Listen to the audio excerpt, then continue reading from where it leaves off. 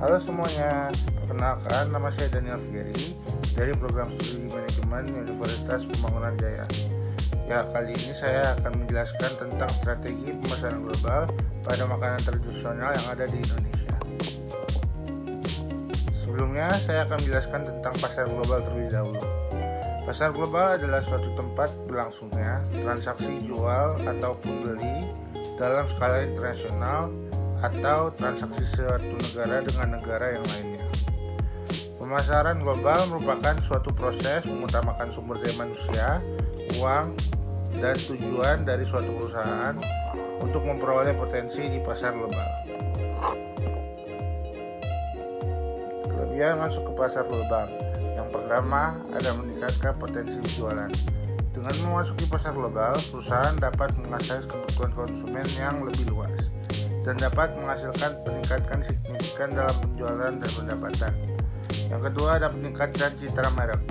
Dengan memasuki pasar global, perusahaan dapat meningkatkan citra merek sebagai perusahaan yang berorientasi internasional, inovatif, dan mampu bersaing di tingkat global. Akses ke sumber daya dan teknologi. Perusahaan dapat memanfaatkan sumber daya, teknologi, dan keahlian di negara tujuan dalam meningkatkan operasional dan pengembangan produk mereka. Kekurangan masuk ke pasar global, yaitu biayanya lebih tinggi. Memasuki pasar global sering memerlukan biaya yang besar dalam pengembangan produk, pemasaran global, dan distribusi. Biaya ini dapat menjadi beban bagi perusahaan untuk jangka panjang. Tantangan regulasi dan hukum. Setiap negara memiliki regulasi dan hukum yang berbeda tentang impor, pemasaran, dan penjualan produk. Memenuhi semua persyaratan ini membutuhkan waktu dan sumber daya yang signifikan. Yang terakhir ada tantangan budaya dan bahasa. Beradaptasi dengan perbedaan budaya, pandangan konsumen, dan bahasa di pasar global dapat menjadi tantangan signifikan bagi perusahaan. Maka membutuhkan penyesuaian strategi pemasaran, komunikasi, dan pengembangan produk. Sebagai pertimbangan, perusahaan dapat membuat keputusan yang lebih baik dalam merencanakan dan mengimplementasikan strategi ekspansi global mereka, termasuk untuk produk seperti rendang. Strategi pemasaran global pada makanan tradisional di Indonesia yang saya akan bahas adalah rendang.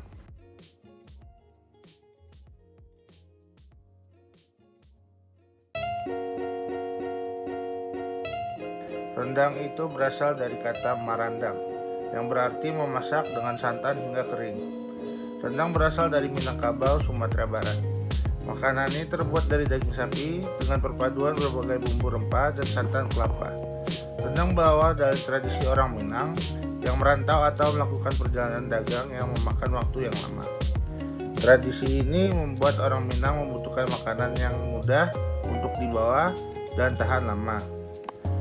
Pengakuan rendang sebagai masakan terenak di dunia oleh CNN pada tahun 2011 telah meningkatkan profil rendang secara global dan menarik banyak minat bagi masyarakat untuk mencobanya.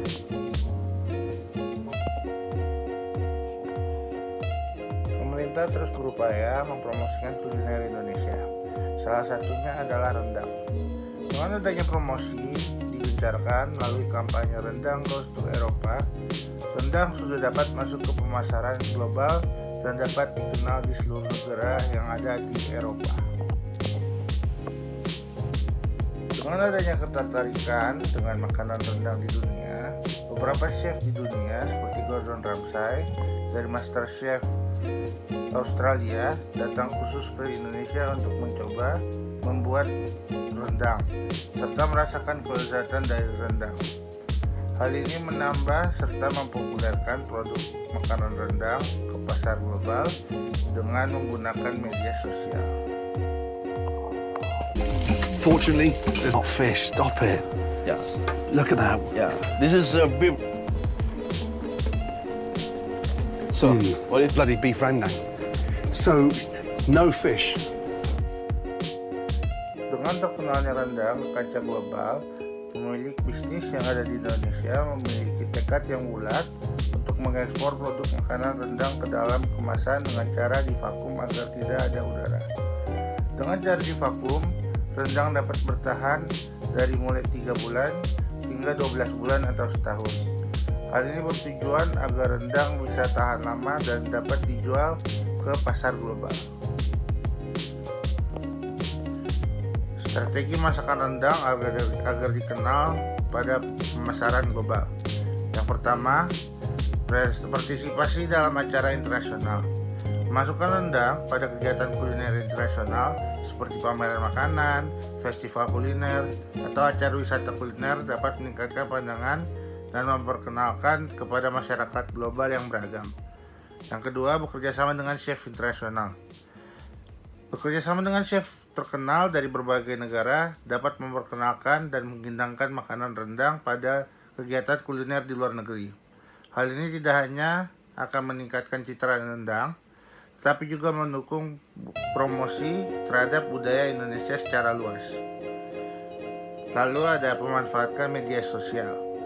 Membuat konten yang kreatif tentang makanan rendang di platform media sosial dapat menjangkau masyarakat global bekerja sama dengan influencer kuliner untuk mencoba dan mempromosikan makanan rendang dan dapat memperluas jangkauan secara signifikan. Lalu, penempatan di restoran dan toko makanan. Memperluas penawaran rendang di berbagai restoran Asia atau Indonesia yang ada di luar negeri, serta memasukkannya ke dalam menu toko makanan atau supermarket yang menyediakan makanan internasional, dapat membuatnya lebih mudah diakses oleh konsumen lokal. Lalu ada pemasaran online dan e-commerce. Memanfaatkan platform e-commerce untuk menjual rendang atau bumbu rendang siap pakai ke internasional yang tertarik dengan makanan siap saji.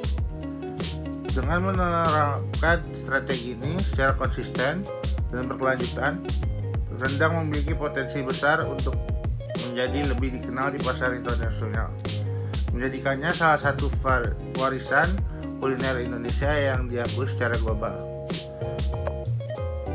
Merupakan cuplikan video beberapa orang luar yang menyukai rendang.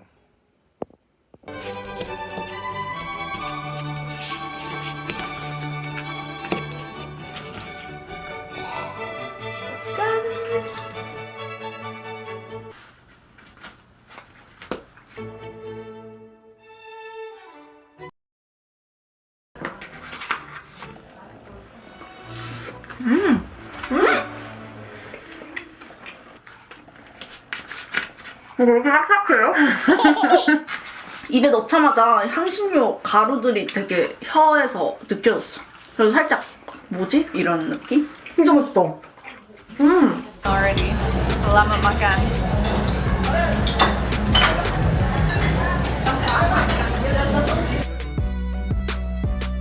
As I bite into it, I taste a very overpowering flavor of the coconut milk. The rendang I had at Garita was very more spicy. The second one was more sweet. This one I just taste, it's a blend of sweetness.